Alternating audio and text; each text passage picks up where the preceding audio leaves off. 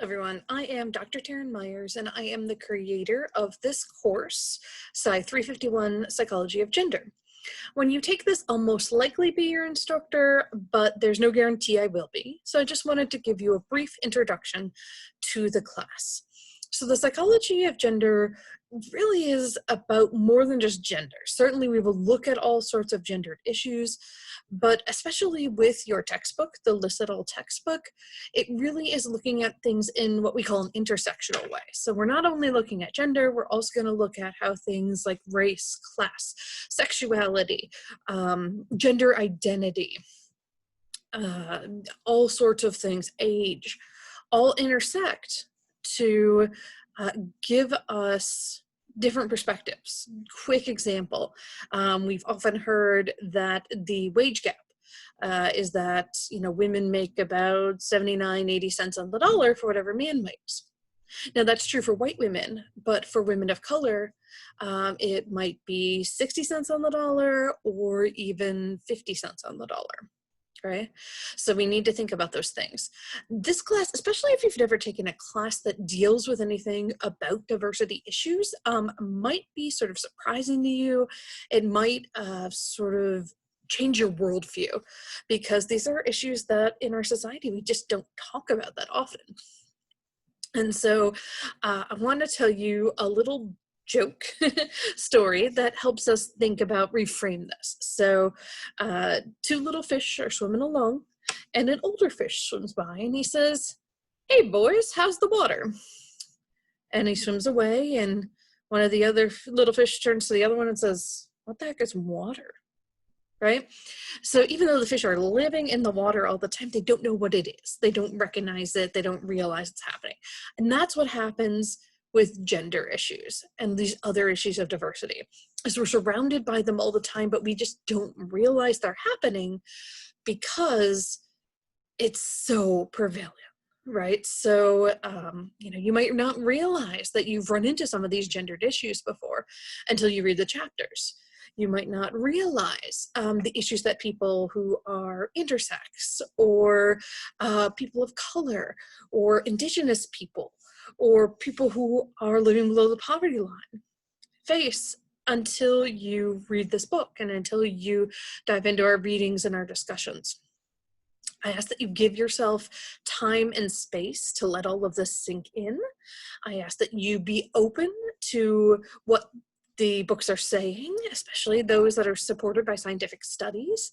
And I want you to be open to what your classmates are saying, because this is a time when a lot of you will, again, seek new challenges, feel new challenges because of these things.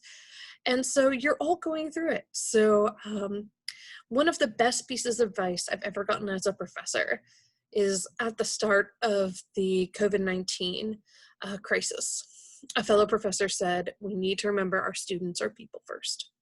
And that's been my guiding principle through the entire COVID-19 crisis, which I'm currently still in the midst of. But also, I think it will be my guiding principle going forward as well. And I encourage you to use that guiding principle with each other. Remember that each other are people first. And we certainly want to challenge incorrect or bigoted or prejudiced, discriminatory opinions. But we want to do it in a way that helps the other person learn rather than alienating or isolating them. And it's a challenge, and that's why whoever your instructor of record is will be there in the discussion boards with you to help you with that. For this class, I have done very brief PowerPoints, and then sometimes not brief mini lectures. There are a couple chapters in particular, the chapter about the body, the chapter about reproduction, that I had a lot to say about. So some of those are longer. And what I usually recommend when I make longer lectures is, listen to them while you're doing something else, or play them at double speed if you are good at picking things up quickly, just to save yourself some time. But those are areas I'm pretty passionate about, so I had a lot to say. But the vast majority of the learning in this class really comes from those discussions. And so I really encourage you to engage, to dig in, to discuss the really difficult topics in these chapters. And again, always go back to our reading, our source material, and see what is the science saying. Because psychology is a science. We don't always think of it that way. And the psychology of gender is a science and uses the scientific method to challenge some of the things that are just the water, the conventional wisdom. So again, this might be a very new experience for some of you maybe not. But for some of you, this may be the first time you've looked at these issues academically.